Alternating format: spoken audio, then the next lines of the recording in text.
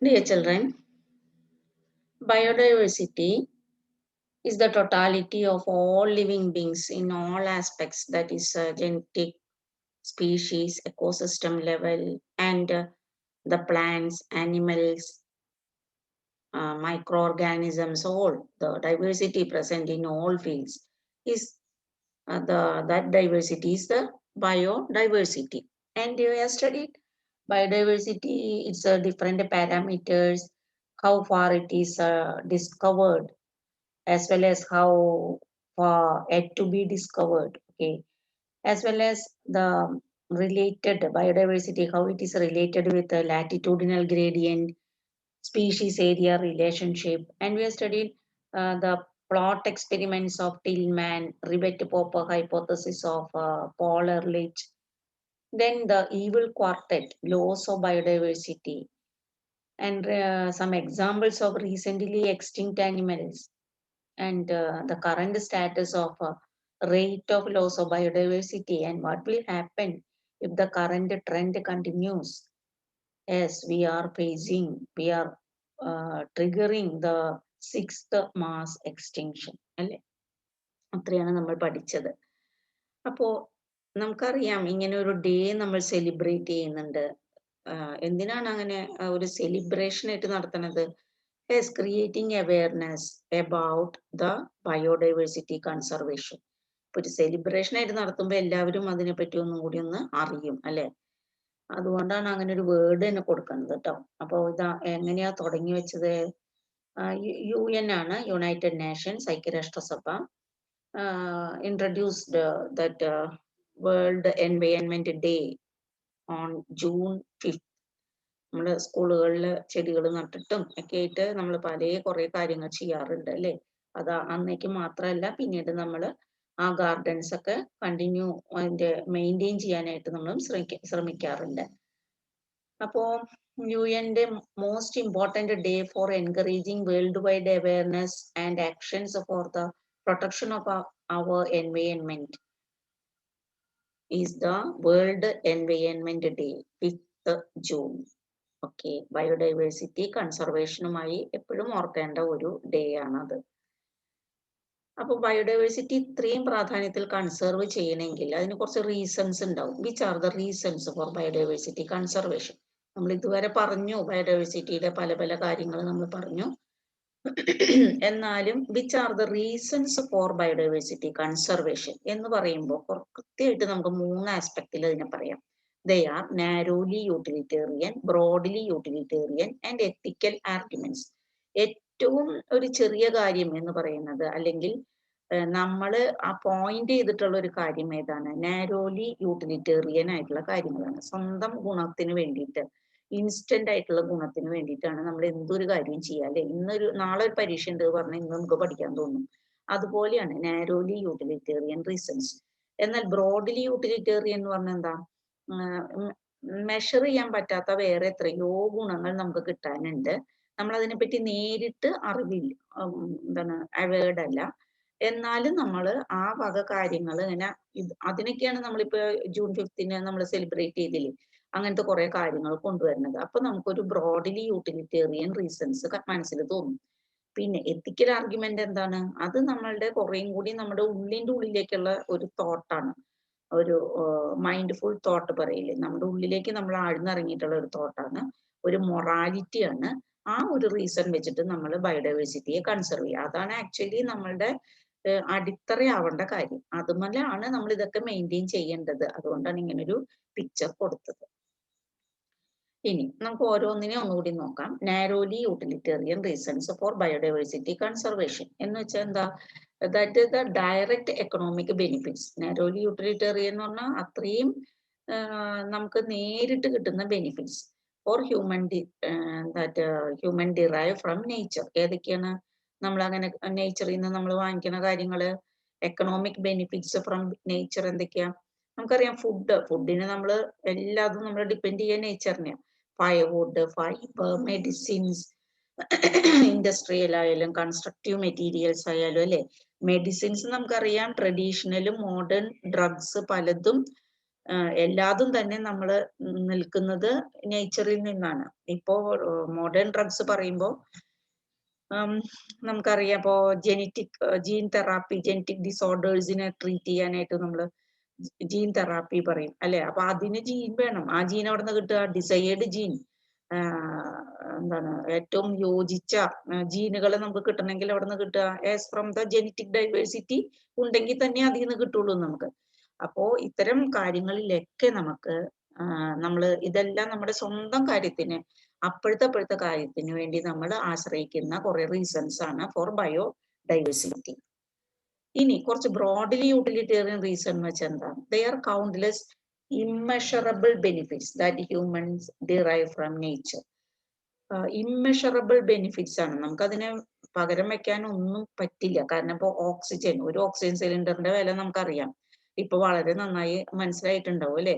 2500 എന്ന് തുടങ്ങുകയാണ് അതിന്റെ വില. അപ്പോ എത്ര ഓക്സിജൻ സിലിണ്ടർ ആണ് എന്റെ വിലയുള്ള കാര്യമാണ് ഈ ആമസോൺ ഫോറസ്റ്റ് നമുക്ക് തരണേ നോക്കൂ. 20% ടോട്ടൽ ഓക്സിജൻ ആണ് തരുന്നത് ഓഫ് എർത്ത്. അത് അത്രയും വാല്യുബിൾ ആണ്. പക്ഷെ നമ്മൾ അതിന് വാല്യൂ കൊടുക്കുന്നുണ്ടോ? തിരിച്ച് പോളിനേഷൻ, നമുക്കറിയാം പല ഇൻസെക്ട്സുകളും അല്ലെ, നമുക്ക് കിട്ടുന്ന ഫുഡൊക്കെ കിട്ടാനായിട്ട് ഏറ്റവും പ്രധാനം ആ പോളിനേറ്റേഴ്സ് ആണ്. അപ്പൊ നമ്മൾ അവരെ ശ്രദ്ധിക്കുന്നുണ്ടോ? ഡിസ്പേഴ്സൽ ഓഫ് സീഡ്സ്, ഇത് നമുക്കറിയാം വിൻഡായിട്ടും വാട്ടറായിട്ടും അല്ലെ, ബേർഡ്സ് ആയിട്ടും നമ്മുടെ ചുറ്റിനുമുള്ള പല പല ബയോട്ടിക് അബയോട്ടിക് ഫീച്ചേഴ്സ് സീഡ് ഡിസ്പേഴ്സലിന് ഹെൽപ്പ് ചെയ്യുന്നുണ്ട്. ഇതിനൊക്കെ പുറമെ ഇതെല്ലാം കഴിഞ്ഞാലും നമുക്കറിയാം, നമ്മൾ വെറുതെ കാട്ടിന്റെ ഉള്ളിൽ കൂടെ ഒന്ന് നടക്കുമ്പോൾ നമുക്ക് കിട്ടുന്ന, അല്ലെങ്കിൽ കടൽ തീരത്ത് നമ്മൾ ചെന്നിരുന്ന് ആ തിരകൾ വരുന്നത് കണ്ടിരിക്കുമ്പോൾ നമുക്ക് കിട്ടുന്ന ആനന്ദത്തിന് പകരം വെക്കാൻ നമുക്ക് പറ്റുമോ? They are called immeasurable benefits. അപ്പൊ it is a reason for biodiversity conservation. ഇനി എന്താണ് ethical arguments for biodiversity conservation എന്ന് വെച്ചാൽ എന്താ? നമ്മളുടെ ഈ ലോകത്തുള്ള എല്ലാ ജീവികളും ദേ ആർ ഇന്റർ ഡിപ്പെൻഡന്റ് ആണ് in terms of food chain നമ്മൾ പറഞ്ഞു. അതുകൊണ്ട് ഓരോന്നിനും ഒരു ഇൻട്രിൻസിക് വാല്യൂ ഉണ്ട്. നമുക്ക് മാത്രമല്ല, മറ്റേ ഈ ലോകത്തുള്ള ഓരോന്നിലും ഒരു ഇൻട്രിൻസിക് വാല്യൂ നമ്മൾ കാണണം. അപ്പൊ loss of single species may weakens the ecosystem, അത് നമ്മൾ പഠിച്ചതാണ്. ഒരു എക്കോസിസ്റ്റത്തിൽ ഒരു സ്പീഷീസ് പോയാൽ അതുമായി കണക്ട് ചെയ്തിട്ടുള്ള ലെവൽസിലൊക്കെ വിള്ളലുകൾ വരും. അപ്പോ ആ എക്കോസിസ്റ്റം ആണ് വീക്കൻ ചെയ്യുന്നത്. നമ്മൾ റിവെറ്റ് പോപ്പർ ഹൈപ്പോത്തസിസ് പഠിച്ചതാണ്, അത് പ്രൂവ് ചെയ്യാനായിട്ട് അല്ലെ. Resources should not be wasted, വെറുതെ വേസ്റ്റ് ആക്കി കളയാനുള്ളതാണോ? റിസോഴ്സ് അല്ല. അപ്പോ ഹ്യൂമൻസിനാണ് ഏറ്റവും റെസ്പോൺസിബിലിറ്റി ഉള്ളത്. എന്തിനാ? To maintain species, ecosystem and habitats for entire life. മറ്റുള്ള ജീവികൾ അവർ ചെയ്യുന്നുണ്ട്, നമ്മളും കൂടെ ചെയ്താൽ മതി. അപ്പൊ there are millions of plants and animals and microbes on this earth with whom we share. നമ്മൾ ഇവരുമായിട്ടൊക്കെ ഷെയർ ചെയ്തിട്ടാണ് ഈ ലോകത്ത് ജീവിക്കുന്നത്. Each species on earth has some intrinsic value. എല്ലാത്തിനും അതിൻ്റെതായ വാല്യൂ ഉണ്ട്. It is therefore our moral duty to take care of all the living creatures and pass on our biological legacy in good order to future generations. അപ്പൊ നമ്മൾ കൊടുത്താലേ അടുത്ത ജനറേഷൻസിന് അത് കിട്ടുള്ളൂ. അപ്പൊ അതുകൊണ്ടൊക്കെ they are the ethical arguments for biodiversity conservation. ഇനി നമ്മൾ എങ്ങനെ കൺസർവ് ചെയ്യുന്നതാണ്? which are the methods to conserve, the strategies to conserve biodiversity. സാധാരണ നമ്മുടെ ടെക്സ്റ്റിൽ പറയുന്നത് 2 സ്ട്രാറ്റജീസ് എന്നാണ്. അപ്പൊ ഏതൊക്കെയാ? In situ, ex situ conservation. അതിന്റെ കൂടെ ഈ ഡിഫറെന്റ് ലോയും ഓർഗനൈസേഷൻസും ഒക്കെ ഹെൽപ്പ് ചെയ്യുന്നുണ്ട്. അതും കൂടി അവിടെ എഴുതിയെന്ന് മാത്രം. അത് ലാസ്റ്റ് നിങ്ങളുടെ ടെക്സ്റ്റിൽ ഒരു പാരഗ്രാഫിൽ പറയുന്നുണ്ട്. അപ്പൊ which are the 2 approaches, 2 methods, 2 strategies of biodiversity conservation? In situ conservation, ex situ conservation. അതിന് വേറൊരു പേര് പറയും. In situ conservation, on site conservation എന്ന് വെച്ചാൽ എന്താ? എവിടെയാണോ ആ ജീവികൾ കാണുന്നത് ആ സ്ഥലത്ത് തന്നെ ഓൺ സൈറ്റിൽ കൺസർവ് ചെയ്യാം.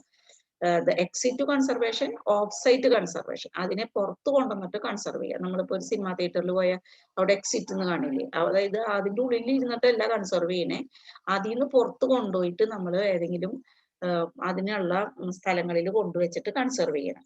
അപ്പൊ എക്സിറ്റ് കൺസർവേഷന് കുറച്ച് എക്സാമ്പിൾസ് കൊടുത്തേക്ക് നോക്കൂ. Botanical garden, zoological park. അപ്പൊ സൂ ഒക്കെ ഓർത്ത് വെക്കുക. ഏതെങ്കിലും ഒരു എക്സാമ്പിൾ ഓർത്ത് വെക്കുക ഈ ഓരോന്നിന്. അല്ലെങ്കിൽ അങ്ങോട്ടും ഇങ്ങോട്ടും ചിലപ്പോൾ തെറ്റാൻ ചാൻസ് ഉണ്ട് നിങ്ങൾ പരീക്ഷയ്ക്ക് എഴുതുമ്പോൾ. എക്സിറ്റ് കൺസർവേഷൻ എന്ന് പറഞ്ഞാൽ എന്താ? സൈറ്റിനകത്താണോ കൺസർവ് ചെയ്യാല്ല, അതിന് പുറത്ത് പോയേ പറ്റൂ. അപ്പൊ ആ പുറത്ത് കൊണ്ടുവന്ന് വെച്ചിട്ടാണ് കൺസർവ് ചെയ്യുന്നത്. എന്താണ് എക്സാമ്പിൾ? സൂ.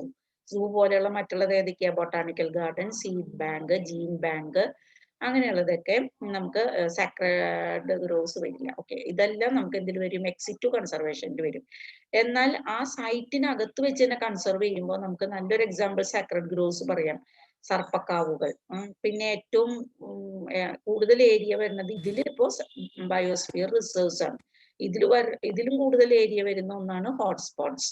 പിന്നെ national park, wild life sanctuaries. Okay, അപ്പൊ ഇതെല്ലാം നമുക്ക് ഒന്നുകൂടി ഡീറ്റെയിൽ ആയിട്ട് നോക്കാം. ഇൻസിറ്റു കൺസർവേഷൻ എന്ന് വെച്ചാൽ എന്താണെന്ന് പറഞ്ഞത്? Conserve along with the environment. സ്ഥലത്തോടു കൂടി കൺസേർവ് ചെയ്യുക. പക്ഷെ അതിന് ചില ഡ്രോബാക്സ് എന്താന്ന് വെച്ചാൽ ചില കൺട്രീസ് അവർക്ക് ഒരു കോൺഫ്ലിക്റ്റ് ആണ്. ഡെവലപ്മെന്റ് വേണോ കൺസർവേഷൻ വേണോ എന്നുള്ളൊരു കോൺഫ്ലിക്റ്റില് അവര് അതിന് അത്ര പ്രാധാന്യം കൊടുക്കുന്നില്ല. മാത്രല്ല ഇതിന് കുറച്ച് ഈ എമൗണ്ട് ഇവിടെ കൊടുക്കുന്ന എമൗണ്ടിന് ഡയറക്റ്റ് ആയിട്ട് നമുക്ക് തിരിച്ചൊരു ബെനിഫിറ്റ് കിട്ടുന്നില്ലല്ലോ പകരമായിട്ട്. അപ്പോ ഡയറക്റ്റ് ആയിട്ട് കിട്ടുന്നില്ല എന്നാണ് വെക്കുന്നത്. ഓക്കെ, അത് മനസ്സിലാക്കണില്ല അവര്. അപ്പൊ അവര് പറയുന്നത് അതൊരു അൺഎക്കണോമിക് ആണ്, അൺറിയലിസ്റ്റിക് ആണ്. അപ്പൊ അതിന്റെ ഡ്രോബാക്ക് ആണ് അത്. ഇനി which are the different methods of in situ conservation? Okay, hotspots, biosphere reserve, national park, national sanctuaries and the sacred groves, അർപ്പക്കാവുകൾ. അപ്പൊ ഇതൊരു ആ ഏരിയയുടെ പേരിലാണ് ഇത് ഇങ്ങനെ ഒരു ഓർഡറിൽ എഴുതിയേക്കുന്നത്. എന്തോരം ഏരിയ കവർ ചെയ്യുന്നുണ്ട് എന്നുള്ളത്. അപ്പൊ ഏറ്റവും കൂടുതൽ ഏരിയ കവർ ചെയ്യുന്നത് ഹോട്ട്സ്പോട്ടുകളാണ്. ഓരോ ഹോട്ട്സ്പോട്ടുകളിലും കുറെ ബയോസ്ഫിയർ റിസർവുകൾ ഉണ്ടാവും. അതിൽ തന്നെ കുറെ നാഷണൽ പാർക്കുകളും സാങ്ച്വറീസും ഉണ്ടാവും. സാക്രഡ് ഗ്രോവ്സ് ചിലപ്പോൾ അതിലുണ്ടാവാം, അല്ലെങ്കിൽ പുറത്ത് വേറെ ഏതെങ്കിലും സ്ഥലങ്ങളിലും ആകാം. ഇനി ഹോട്ട്സ്പോട്ട്സ് ഇവിടെ തന്ന നമ്പർ 34 എന്ന് പറഞ്ഞിട്ടില്ലേ, ഇത് നിങ്ങളുടെ ടെക്സ്റ്റിൽ പറയുന്ന നമ്പറാണ്. നമ്മുടെ ടെക്സ്റ്റ് പ്രിന്റ് ചെയ്തിരിക്കുന്നത് 2006-ലെയാണ് അതിന്റെ എഡിഷൻ. പക്ഷെ ഇപ്പൊ നമുക്കറിയാം 220 ആയി എന്ന്. അപ്പൊ ഇത്ര കാലമായിട്ടുള്ള വ്യത്യാസങ്ങളെ അതിൽ നോട്ട് ചെയ്യാത്തത് കൊണ്ട് ഇവിടെ ബ്രാക്കറ്റിൽ ഇത് എഴുതിയെന്ന് മാത്രം. പരീക്ഷയ്ക്ക് നിങ്ങൾ ഈ 34 എഴുതിയാലും നിങ്ങൾക്ക് മാർക്ക് കിട്ടും. കാരണം ടെക്സ്റ്റിലെ ആണല്ലോ അതിൽ വാല്യൂ ചെയ്യണത്. അപ്പോ ഇതൊന്ന് വെറുതെ ഒന്ന് ശ്രദ്ധയിൽ വരുത്താൻ വേണ്ടിയിട്ട് എഴുതിയെന്ന് മാത്രം കേട്ടോ. 36 ആണ് ഇപ്പോഴത്തെ റേറ്റ് എന്നുള്ളത്. ബയോസ്ഫിയർ റിസർവ് 1418 ആയി. 90 എന്നുള്ളത് 105 ആയി. നോക്കൂ, 448 സാങ്ച്വറീസ് എന്നുള്ളത് 551 ആയി. എന്ന് വെച്ചാൽ ഇതിൽ നിന്ന് എന്താ നമുക്ക് മനസ്സിലാക്കേണ്ടത്?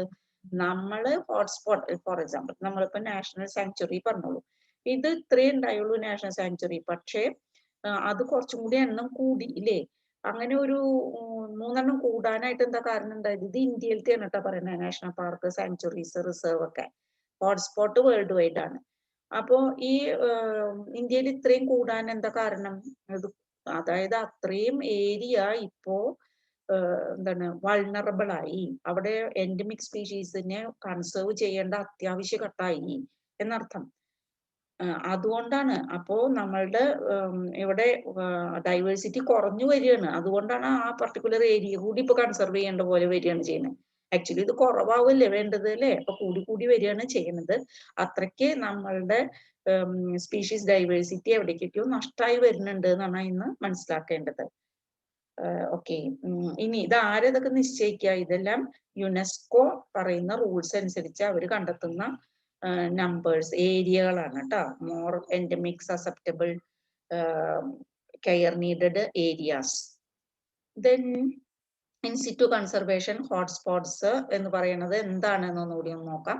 ഹോട്ട്സ്പോട്ട് എന്ന് പറഞ്ഞാൽ അതിന്റെ ഒരു പ്രത്യേകത പറഞ്ഞാൽ എന്താ? അത് എവിടെയാണോ ഓർഗാനിസംസ് എൻവയോൺമെന്റിനോട് കൂടി കൺസർവ് ചെയ്യണേ അങ്ങനെയുള്ള ഒരു ഇൻസിറ്റു കൺസർവേഷൻ ആണ് ഹോട്ട്സ്പോട്ട്. ഹോട്ട്സ്പോട്ട്സില് നമ്മൾ കൺസർവ് ചെയ്യാണെന്ന് വിചാരിക്കുക. ഈ പറഞ്ഞ ഹോട്ട്സ്പോട്ട്സ് ഒക്കെ അതേപോലെ കൺസർവ് ചെയ്താൽ നമ്മൾക്ക് ഇനി വരാൻ പോകുന്ന മാസ് എക്സ്റ്റിൻഷനെ ഒരു 30% കുറയ്ക്കാം എന്നാണ് പറയുന്നത്. സാധാരണ ഇപ്പോ വേൾഡ് ലാൻഡ് ഏരിയയിൽ 2% ഹോട്ട്സ്പോട്ടാണ് പറയുന്നത്. അപ്പൊ ഇന്ത്യയിലെ ഹോട്ട്സ്പോട്ടാണ് ഇവിടെ കാണിച്ചിട്ടുള്ളത്. ഇന്ത്യയില് 4 ഹോട്ട്സ്പോട്ടാണ് 2020 കണക്ക് പ്രകാരം. നമ്മുടെ ടെക്സ്റ്റിൽ അത് 3 ഉള്ളൂ. ഏതൊക്കെയാണ് ഈ 4 western ghat, Indo Burma, Himalaya ഇത്രയേ ഉണ്ടായുള്ളൂ. ഇപ്പൊ ഇവിടെയും കൂടി ഒരു ഹോട്ട്സ്പോട്ട് ദാറ്റ് സുൻഡാലാൻഡ് എന്ന് പറഞ്ഞ ഹോട്ട്സ്പോട്ട് കൂടി വന്നിട്ടുണ്ട്. അവിടെയാണ് റൈനോസും പിന്നെ ഒറാങ്ങുട്ടാൻസിനെയൊക്കെ കൺസർവ് ചെയ്ത് അവരൊക്കെ ഇപ്പോ എക്സ്റ്റിങ്ഷന്റെ വക്കത്ത് നിൽക്കുന്നു എന്ന് കണ്ടെത്തിയതിനെ തുടർന്നാണ് സുണ്ടാലാൻഡ് ഒരു ഹോട്ട്സ്പോട്ടായിട്ട് കണക്കാക്കിയേക്കുന്നത്. ഇനി സാക്രഡ് ഗ്രോവ്സ് ഹോട്ട്സ്പോട്ട് പറഞ്ഞു. ഹോട്ട്സ്പോട്ടിൽ തന്നെ ബയോസ്ഫിയറും നമ്മൾ സാങ്ച്വറീസും അതിന്റെ എണ്ണം അത് എത്ര എണ്ണം ഉണ്ടെന്ന് മാത്രമേ നിങ്ങൾക്ക് പഠിക്കാനായിട്ട് ടെക്സ്റ്റിൽ പറയുന്നുള്ളൂ. 2-3 എക്സാമ്പിൾസ് ഒക്കെ ഒന്ന് നോട്ട് ചെയ്ത് വെച്ചാൽ നല്ലതാണ്. ഇനി സാക്രഡ് ഗ്രോവ്സ് നിങ്ങളുടെ ടെക്സ്റ്റിൽ കുറച്ച് കാര്യമായിട്ട് പറയുന്നുണ്ട്. എന്താണ് സാക്രഡ് ഗ്രോവ്സ് അല്ലെ? നമുക്കൊക്കെ അറിയാം ഇങ്ങനെ ഒരു സ്ഥലം. ഇവിടേക്ക് അധികം ആരും അങ്ങോട്ട് കടക്കില്ല അല്ലെ? കൊല്ലത്തിൽ ഒരിക്കലോ അങ്ങനെ വളരെ അപൂർവമാണ് അതിനകത്തേക്ക് കയറി ചെല്ലുന്നത്. അതുകൊണ്ട് ആ എന്താണ് ഇവിടെയുള്ള എല്ലാ ജീവജാലങ്ങൾക്കും അതിൻ്റെ ഉള്ളിൽ തനിയെ ജീവിക്കാനുള്ള ഒരു ഫ്രീഡത്തിൽ ജീവിക്കാനുള്ള ഒരു എൻവയോൺമെന്റ് നമ്മൾ പ്രൊവൈഡ് ചെയ്യാണ് ഒരു വിശ്വാസത്തിന്റെ പുറത്ത്. അപ്പോൾ these are the ട്രാക്ട്സ് of forest which are protected in terms of worship and these areas help in protection of many rare threatened endemic species of plants and animals.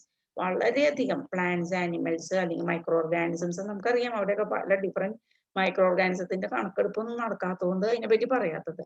അപ്പോ റെയർ ആയിട്ടുള്ള, threatened ആയിട്ടുള്ള, endemic ആയിട്ടുള്ള, എന്താ endemic?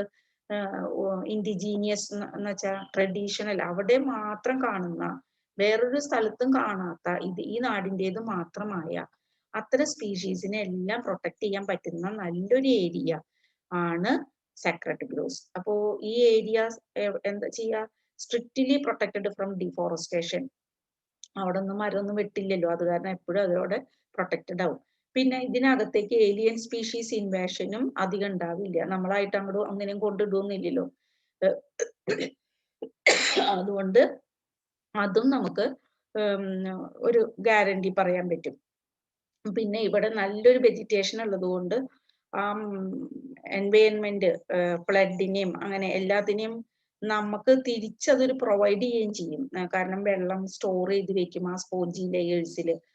Humour content വളരെ കൂടുതലായിരിക്കും. അപ്പോൾ അവിടെ water storing capacity കൂടുതലായിരിക്കും. അപ്പോൾ ഇതിനോട് തൊട്ടടുത്തിട്ടുള്ള അണ്ടർഗ്രൗണ്ട് വാട്ടർ എമൗണ്ടും കൂടുതലായിരിക്കും. ഓക്കെ, ഗ്രൗണ്ട് വാട്ടർ ലെവൽ കൂടി വരും. അപ്പൊ ഇതെല്ലാം അതിന്റെ ഇൻഡയറക്റ്റ് ആയിട്ടുള്ള യൂസസും ആണ്. അങ്ങനെയുള്ളതാണ് സാക്രഡ് ഗ്രോവ്സ്. അപ്പൊ ഒന്ന് ഓർത്ത് വെച്ചോളൂ കേട്ടോ. ആ പോയിന്റുകളും കൂടി ഒന്ന് നോട്ട് ചെയ്തോളൂ. പിന്നെ എക്സാമ്പിൾസ് ഓഫ് സാക്രഡ് ഗ്രോവ്സ്, ഇത് നിങ്ങളുടെ ടെക്സ്റ്റിൽ പറയുന്ന ചില സാക്രഡ് ഗ്രോവ്സ് ആണ്. Khasi Jaintia hills of Meghalaya, Aravalli hills of Rajasthan, Surguja Chanda Bastar areas of Madhya Pradesh and Western Ghat region of Karnataka and Maharashtra. നമ്മുടെ നാട്ടിലുള്ള കാര്യമൊന്നും ഇതില് പറഞ്ഞിട്ടില്ല. നമുക്കറിയാം നമ്മുടെ നാട്ടിലുള്ള തൊട്ടടുത്തുള്ള സർപ്പക്കാവുകളുടെ പേരുകളൊക്കെ നിങ്ങൾ ഓർത്തു വെക്കുക. Then methods to conserve biodiversity. വേറെ ഇനി നമ്മൾ ഇത്രയൊക്കെ നമ്മൾ ഇമ്പോർട്ടൻസ് പറഞ്ഞു ബയോഡൈവേഴ്സിറ്റിക്ക്. ഇനി ഇതിനെ കൺസേർവ് ചെയ്യുന്നത് എങ്ങനെയും നമ്മൾ നേരത്തെ പറഞ്ഞു. എക്സിറ്റു കൺസർവേഷൻ ഉണ്ട്, ഇൻസിറ്റു കൺസർവേഷൻ ഉണ്ട്. അതിൽ നമ്മൾ ഇതുവരെ പഠിച്ചത് ഏതാണ്? ഇൻസിറ്റു കൺസർവേഷൻ ആണ്. ഇനി നമ്മൾ നോക്കുന്നത് എക്സിറ്റു കൺസർവേഷൻ, അതായത് അവിടെ നിന്ന് എടുത്തു കൊണ്ടുവരണം. ആ സൈറ്റിലൊന്നും കൺസർവ് ചെയ്താൽ പറ്റില്ല. കാരണം ആ നാച്ചുറൽ ഹാബിറ്റാറ്റിൽ അവർ നിന്നാൽ ചിലപ്പോൾ അവർ ഇല്ലാതെയായി പോകും. അപ്പൊ വളരെ കെയർ വേണ്ട, വളരെ ക്രിട്ടിക്കലി എൻഡേഞ്ചേർഡ് ആയിട്ടുള്ള ആ സ്പീഷീസിനെ സ്പെഷ്യൽ എൻക്ലോഷേഴ്സിൽ നമ്മൾ കൺസർവ് ചെയ്യണം. പ്രത്യേക കാപ്റ്റിവിറ്റി എന്നാണ് അതിന് പറയാ. ബ്രീഡിങ് ഇൻ കാപ്റ്റിവിറ്റി എന്ന് പറയാം. അതിന് പ്രത്യേക കെയർ കൊടുത്ത് ബ്രീഡ് ചെയ്യിപ്പിക്കണം. അങ്ങനെ അതിന്റെ എണ്ണം ആവശ്യത്തിന് വന്നു കഴിഞ്ഞാൽ തിരിച്ചവയെ അവയുടെ നാച്ചുറൽ ഹാബിറ്റാറ്റിൽ കൊടുക്കാനായിട്ട് പറ്റും. അങ്ങനെ കെയർ കൊടുത്ത് അതിനൊക്കെ പ്രൊട്ടക്ട് ചെയ്യുന്ന അതിനെയാണ് എന്ത് പറയാ? എക്സിറ്റു കൺസർവേഷൻ എന്ന് പറയാം. സാധാരണ നമ്മൾ കാണുന്ന ex situ conservation zoological park, botanical garden, safari park ഒക്കെയാണ്. പക്ഷെ ഈ സുവോളജിക്കൽ പാർക്ക് നമ്മുടെ ഇവിടെ കാണുന്ന പോലെ കേജസിൽ മാത്രം ഇടുന്നത് കൊണ്ട് കാര്യമില്ല. നമ്മള് അതിന് വേണ്ട ഒരു എൻവയോൺമെന്റും ആ ബ്രീഡിങ് ഇൻ ക്യാപ്റ്റിവിറ്റി കൂടി കൊടുക്കണം. എങ്കിലേ ആ ഒരു ഗുണത്തിലേക്ക് അത് വരുള്ളൂ. പിന്നെ വേറൊരു ഇപ്പൊ മോഡേൺ ടെക്നിക്സ്, ഒരു ക്രയോ പ്രിസർവേഷൻ ടെക്നിക്സ് പറയുന്നുണ്ട്. വളരെ ലോ ടെമ്പറേച്ചറിൽ ചില വസ്തുക്കളെ നമുക്ക് സ്റ്റോർ ചെയ്യാം for future use and for long period. ഏതൊക്കെയാ? ഗ്യാമീറ്റുകൾ. ഇപ്പൊ നമ്മൾ ഈ അടുത്ത് തന്നെ കണ്ടല്ലോ, വളരെ ഒരു 27 വർഷം മുമ്പുള്ള ഒരു എംബ്രിയോ, ഒരു കപ്പിൾസ് ആ എംബ്രിയോ വെച്ചിട്ട് ഒരു കുഞ്ഞിനെ ഉണ്ടാക്കി. അതായത് ആ സ്ത്രീയുടെ പ്രായത്തിനേക്കാൾ കൂടുതൽ പ്രായമുണ്ട് ആ കുഞ്ഞിന്, സത്യം പറഞ്ഞ അല്ലെ? അങ്ങനെ നമ്മൾ കണ്ടില്ലേ? അപ്പൊ gamete preservation, embryo preservation, then pollen or sperm preservation, egg preservation, അങ്ങനെ എല്ലാം പ്രിസർവ് ചെയ്യാൻ പറ്റും. അല്ലെങ്കിൽ സീഡ് ബാങ്കുകൾ, ഇതെല്ലാം നമുക്ക് ഫ്യൂച്ചർ യൂസിന് വേണ്ടി പ്രിസർവ് ചെയ്യാം. അപ്പൊ ഇതെല്ലാം എന്തിൽ വരും? എക്സിറ്റു കൺസർവേഷനിൽ വരും. കണ്ടില്ലേ? Captivity, breeding. ഇനി നമ്മൾ ഒന്ന് ജസ്റ്റ് ഇങ്ങനെ എക്സിറ്റു ഇൻസിറ്റു കൺസർവേഷൻ ഒരു ഡിഫറൻസസ് നോക്കിയാൽ ജസ്റ്റ് ഈ പിക്ചർ ഓർത്തെന്ന് പറഞ്ഞാൽ നമ്മൾ മതി. എക്സിറ്റു കൺസർവേഷൻ പറയുമ്പോൾ ഈ പിക്ചർ ഓർക്കുക, ഒരു സൂവിനകത്തുള്ള ഒരു പിക്ചർ ഓർക്കുക. അപ്പൊ നമുക്ക് conserve the animals or plants for protection, അല്ലെ? അതിനെ പ്രൊട്ടക്ട് ചെയ്തിട്ട് ഭയങ്കരമായിട്ട് ത്രെട്ടൻഡ് ആനിമൽസിനെയൊക്കെ ആയിരിക്കും അതുപോലെ ഇങ്ങനെ പ്രൊട്ടക്ട് ചെയ്യേണ്ടത്. And prevent from extinction. And it is protected from other conditions. അങ്ങനെയുള്ള കാര്യങ്ങളെയാണ് ബൊട്ടാണിക്കൽ സുവോളജിക്കൽ പാർക്ക്. എന്നാൽ ഇവിടെ നമ്മൾ എന്ത് പറയും? അതിനെ എന്ത് ചെയ്യും? നാച്ചുറൽ ഹാബിറ്റാറ്റിൽ protect the organisms with the natural habitat. അപ്പോൾ നമുക്ക് എന്താ ഗുണം എന്ന് വെച്ചാൽ നമ്മൾ അറിയാതെ വേറെയും കുറെ ജീവികളെയും കൂടി നമുക്ക് പ്രൊട്ടക്ട് ചെയ്യാൻ പറ്റും. ഇവിടെ നമ്മൾ ഇതിനെ പ്രൊട്ടക്ട് ചെയ്യുമ്പോൾ ഇതിനെ മാത്രമാണ് നമ്മൾ പ്രൊട്ടക്ട് ചെയ്യുന്നത്. പക്ഷെ ഇവിടെ ആവുമ്പോൾ നമ്മൾ വേറെ കുറെ ജീവികളെ നമ്മൾ അറിയാതെയും പ്രൊട്ടക്ട് ചെയ്യാനായിട്ട് പറ്റും. അതാണ് സറൗണ്ടിങ്സിനെയും കൂടി പ്രൊട്ടക്ട് ചെയ്യാന്ന് പറയുന്നത്. ഓക്കെ, ഇനി നമ്മൾ രണ്ടും കൂടി ഒരുമിച്ച് ഒന്നുകൂടി ഒന്ന് ഓർത്ത് നോക്കുകയാണ് കേട്ടോ. എക്സിറ്റു ഇൻസിറ്റു കൺസർവേഷൻ ഏതൊക്കെയാണ് ഡിഫറെന്റ് സ്ട്രാറ്റജീസ് എന്ന്. അപ്പോൾ ഇത് ചിലപ്പോൾ ഫുൾ ഇങ്ങനെ ഒരുമിച്ച് തന്നിട്ട് ഇതുപോലെ സ്കീമാറ്റിക് റെപ്രസെന്റേഷൻ ആക്കാൻ നിങ്ങളോട് പറയാം. ഇനി ഇതല്ലാതെ വേറെ എന്തൊക്കെ എഫേർട്സ് ഉണ്ട് ടു കൺസേർവ് ബയോഡൈവേഴ്സിറ്റി? കാരണം biodiversity knows no political boundaries. എവിടം വരെയാണ് എന്റെ ബയോഡൈവേഴ്സിറ്റി എന്ന് ഓരോ രാജ്യത്തെയും ബയോഡൈവേഴ്സിറ്റിക്ക് അറിയോ? ഇല്ല, അല്ലെ? നമുക്കറിയാം നമ്മളുടെ വീട്ടിലെ എല്ലാ ദിവസവും മുറ്റത്ത് എന്താണ് നമ്മൾ അടിച്ചു വാരിയില്ലെങ്കിൽ എല്ലാതും പുറത്തുനിന്നുള്ള പറമ്പിൽ നിന്നുള്ള പുല്ലും എലിയും ഒക്കെ നമ്മുടെ മുറ്റത്തേക്ക് ഓടി ഓടി വരും. അത്രയും നമ്മള് അതിനെ എന്താണ് അതിനറിയില്ലല്ലോ ഇത് നമ്മുടെ മുറ്റാണ്, അവിടേക്ക് കടക്കാൻ പാടില്ല, അങ്ങനെയൊന്നും അതിനറിയില്ല. അതുപോലെയാണ് ബയോഡൈവേഴ്സിറ്റിക്ക്. It knows no political boundaries. അത് എങ്ങനെ വ്യാപിച്ചു കിടക്കുകയാണ്. അപ്പൊ biodiversity must be conserved by some common action plans of many countries. It is a collective responsibility of many countries. എല്ലാവരും കൂടിയാണ് കൺസേർവ് ചെയ്യേണ്ടത്. അതിനു വേണ്ടിയിട്ടാണ് യുണൈറ്റഡ് നേഷൻസ് ഒരു കോൺഫറൻസ് ഒക്കെ കണ്ടക്ട് ചെയ്തത് in terms of earth summit. അത് 1972 സ്റ്റാർട്ട് ചെയ്തിട്ടുണ്ടെങ്കിലും റിയോ ഡി ജനറിയോ ബ്രസീലിൽ നടന്ന എർത്ത് സമ്മിറ്റിനെയാണ് ബയോഡൈവേഴ്സിറ്റി കൺസർവേഷൻ എർത്ത് സമ്മിറ്റ് ആയിട്ട് പറയപ്പെടുന്നത്. അപ്പോ അങ്ങനെ ഒരു കൺവെൻഷൻ ഉണ്ട്, ഒരു കോൺഫറൻസ് ഉണ്ട്, എർത്ത് സമ്മിറ്റ്, ഭൗമ ഉച്ചകോടി എന്ന് പറയും. എന്തിനാണത് നമുക്ക് നോക്കാം.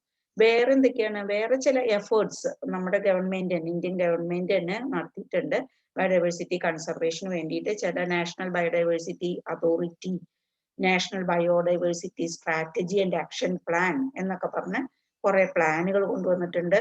ഇപ്പം ഏറ്റവും ലേറ്റസ്റ്റ് ആയിട്ട് കുറെ ആക്ടുകൾ, ബയോഡൈവേഴ്സിറ്റി ആക്ടുകൾ തന്നെ കൊണ്ടുവന്നിട്ടുണ്ട് ഫോർ പ്രൊട്ടക്ടിങ് ബയോഡൈവേഴ്സിറ്റി. നിയമപരമായും നമ്മൾ ബയോഡൈവേഴ്സിറ്റി കൺസർവ് ചെയ്യാൻ ശ്രമിക്കുന്നുണ്ട്.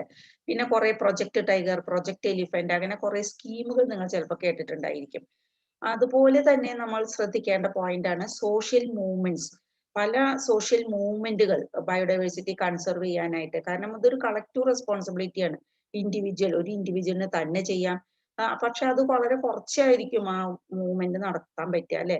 എങ്കിൽ കൂടി ചിലപ്പോൾ പലരും നമ്മൾ ശ്രദ്ധിച്ചിട്ടുണ്ടാവുമല്ലോ, പലരും എത്രയോ സ്ഥലങ്ങളിൽ ഓരോരോ ചെടികൾ നട്ടു എന്നൊക്കെ പറഞ്ഞിട്ട് നമ്മൾ കേട്ടിട്ടുണ്ടായി. എന്നാൽ ഈ ചില മൂവ്മെന്റ്സ്, വളരെ പ്രാധാന്യം അർഹിച്ച മൂവ്മെന്റ്സുകൾ ഉണ്ടായിട്ടുണ്ട്.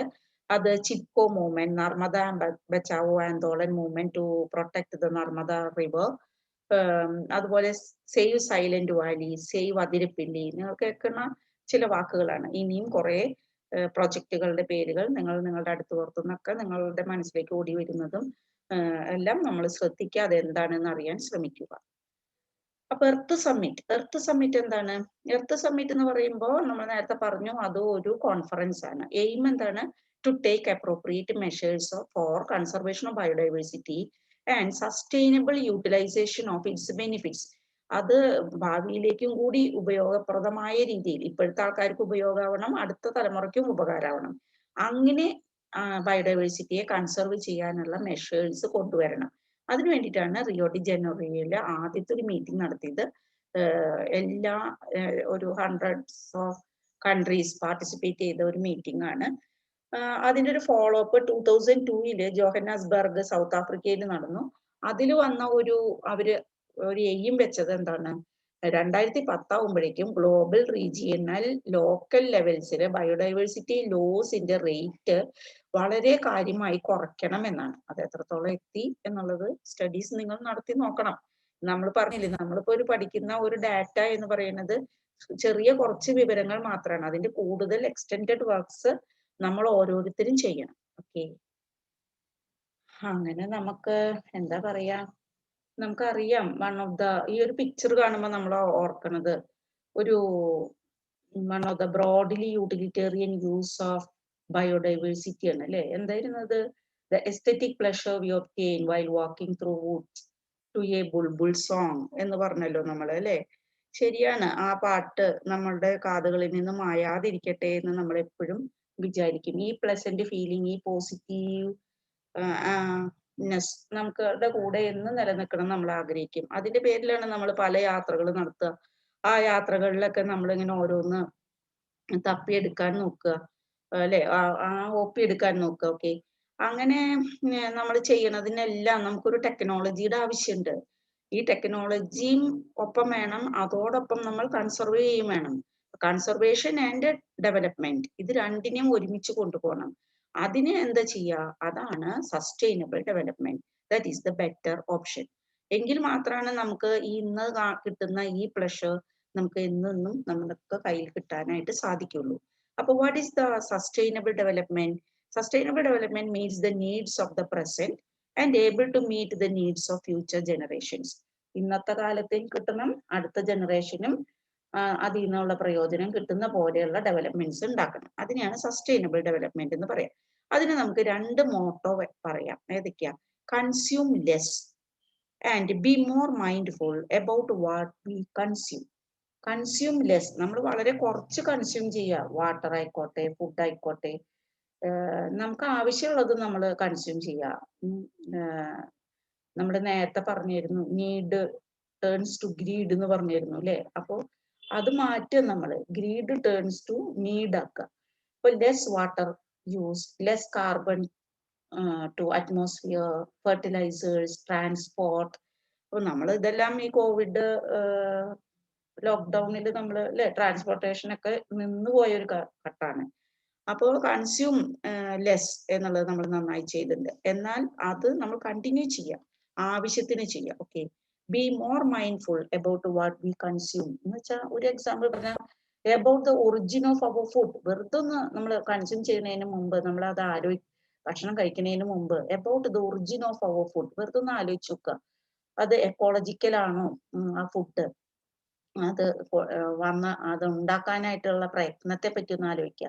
And be wise for more sustainable resources. Food മാത്രമല്ല, എല്ലാ റിസോഴ്സും നമ്മൾ ഓരോന്ന് ഉപയോഗിക്കുമ്പോഴും അത് സസ്റ്റൈനബിൾ റിസോഴ്സ് ആണോ, ആ ലോങ് ടേം സസ്റ്റൈനബിലിറ്റിക്ക് വേണ്ടിയിട്ട് നമ്മൾ ആലോചിക്കുക, ശ്രദ്ധിക്കുക. അതാണ് സസ്റ്റൈനബിൾ ഡെവലപ്മെന്റിന് വേണ്ടത്. അതിനുവേണ്ടി ഇന്നിപ്പോ കുറെ എക്കോ ലാബൽസ് എന്ന് പറഞ്ഞ ചില പ്രോഗ്രാംസ് സ്റ്റാർട്ട് ചെയ്തിട്ടുണ്ട്.